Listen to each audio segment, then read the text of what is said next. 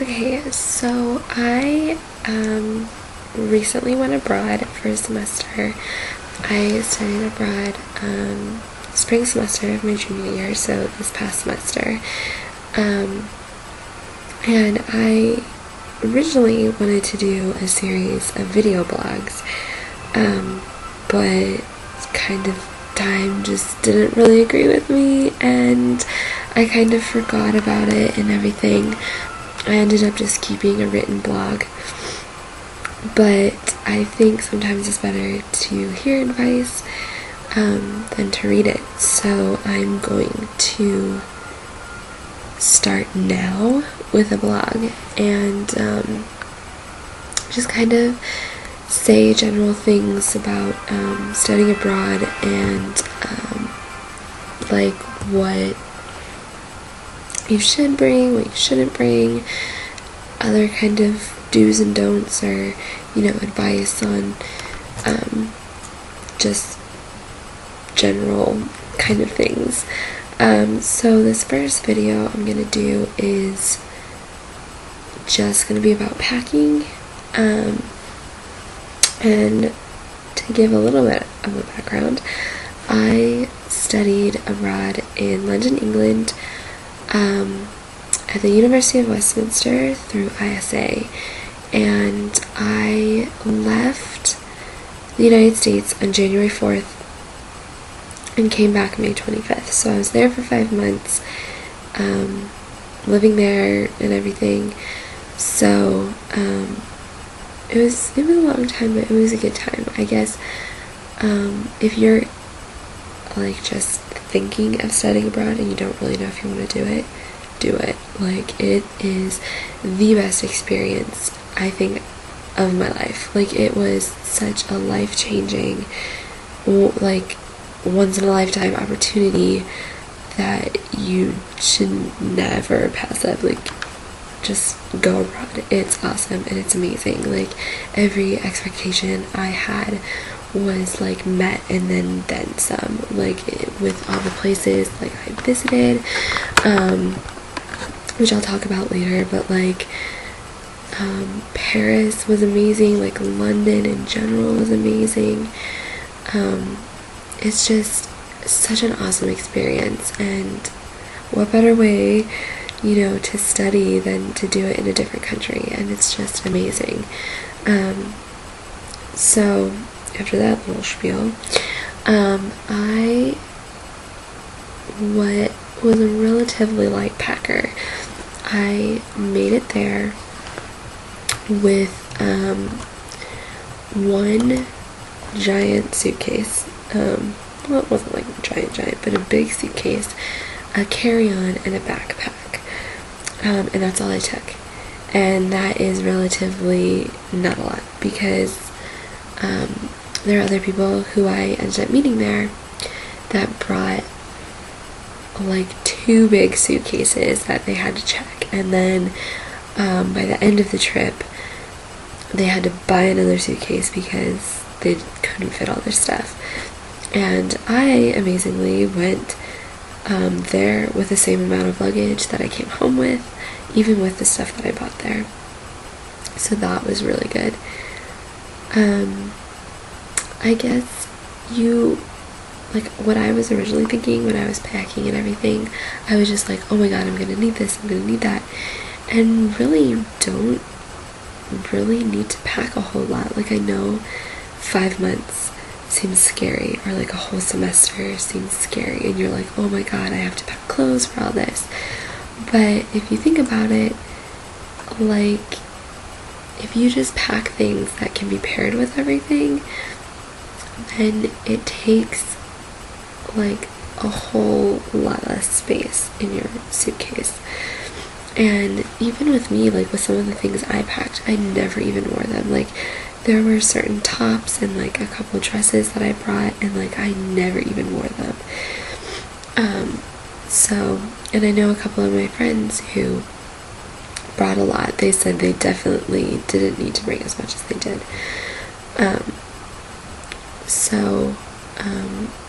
You really just want to look at like the weather where you're going, and stuff like that, and like things that you can buy over there. Like, I was lucky because I studied in London, and London is pretty much like the US with toiletries and stuff like that. Like, pretty much certain brands like you can't find there, but for the most part, like, main brands you can find there. Like, I use Herbal Essence shampoo, and they sell that there. So I didn't bring shampoo, I just bought it there, and body wash and stuff like that.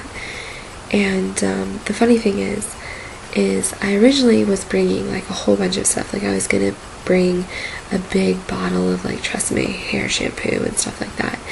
And my luggage, we weighed it at my house because there's a 50-pound limit. It ended up being over, and so like we took out like the big bottle of shampoo and some other things, and I lost like 3 pounds in my luggage, and I was under 50. I think my final weight for my suitcase when I got to the airport was 49 pounds. So like, you can buy a lot of things there depending on where you're going. Like, I'm sure it's different if, you know, you go to like Spain or someplace like that, but if you're going to England, you can pretty much find everything that you use here there. Also, blow dryers, hair straighteners, curling irons, you can buy all that there. Like, they use a different like frequency or so, I don't know. It's something that's different there, and the plugs are different. You do want to bring like an adapter and a converter just in case. I know I use my converter for my camera battery, so like certain things like that. But like, if you have an iPhone, I didn't buy a phone there. I just used my iPhone. I got an international calling plan, but I know like some of my friends there, they brought their iPhone to use when like they had Wi-Fi, and you just need an adapter. You don't need a converter for that. So that's something to keep in mind. But with blow dryers and hair straighteners, I bought mine there. You can get them relatively cheap. Like, I got a blow dryer, a pretty nice blow dryer for 7 pounds, which is like $14-ish, maybe a little less.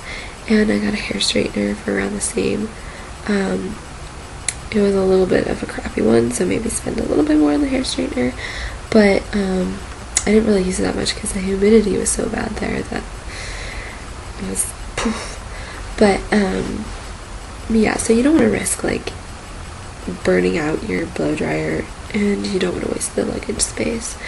Another thing you want to be careful about is distributing your luggage.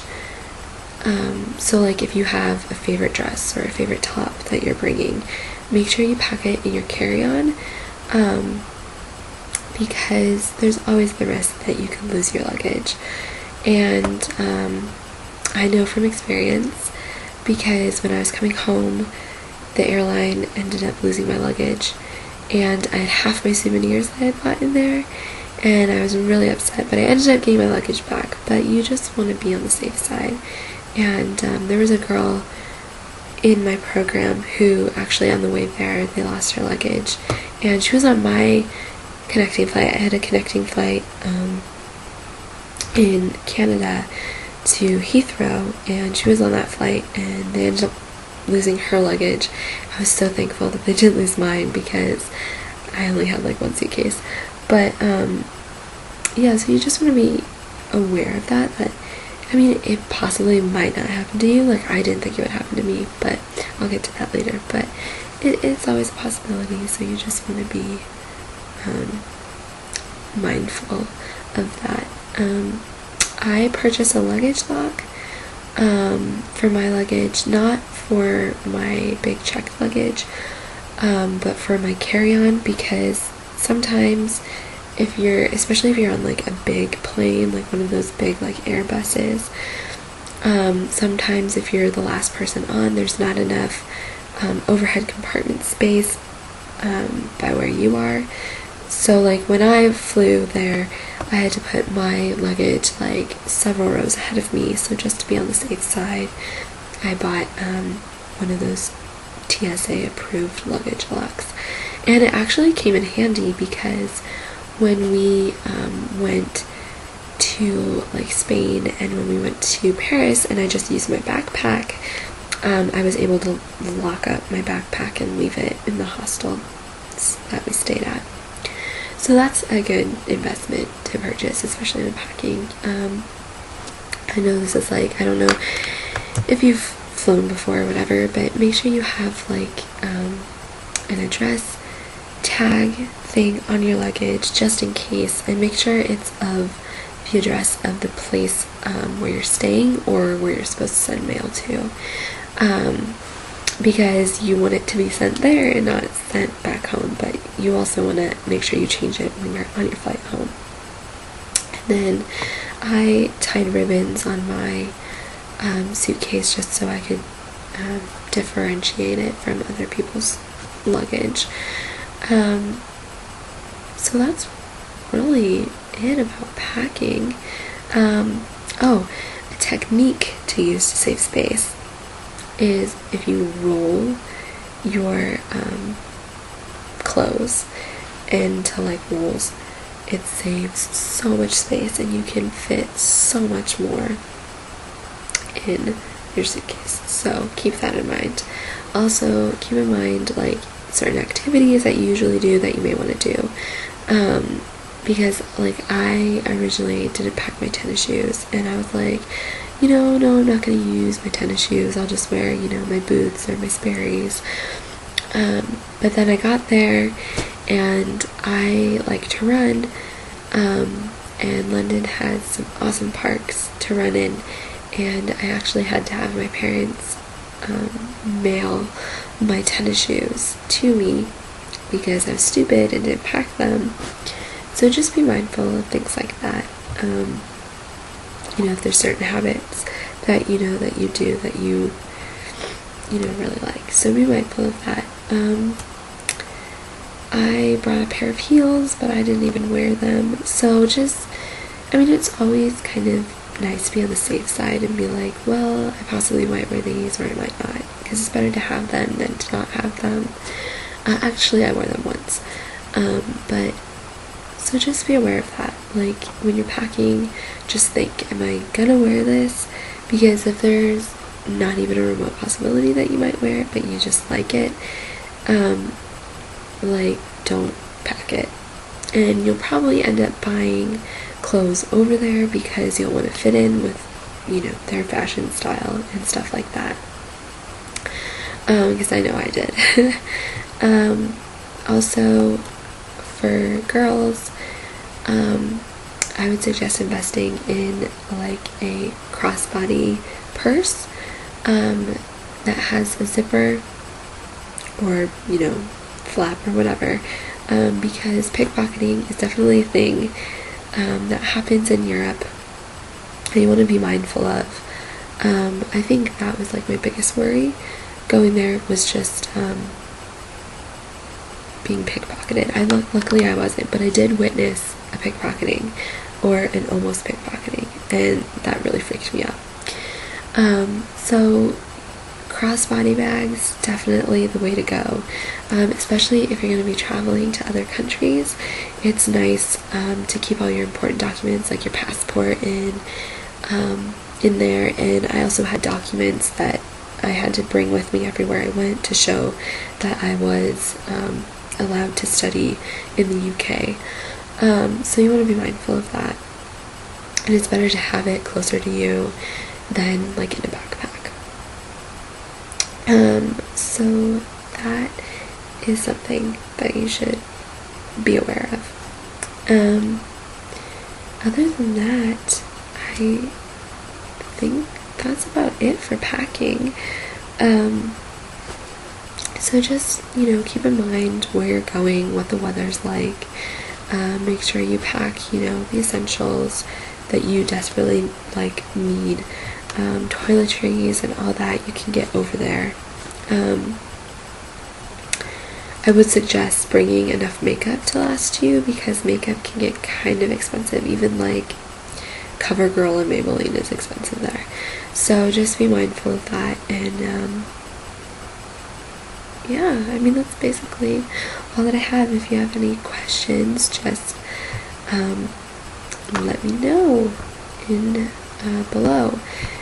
So the next video that I'll be talking about will probably be about culture shock, and how to get over that in homesickness. So thanks for watching.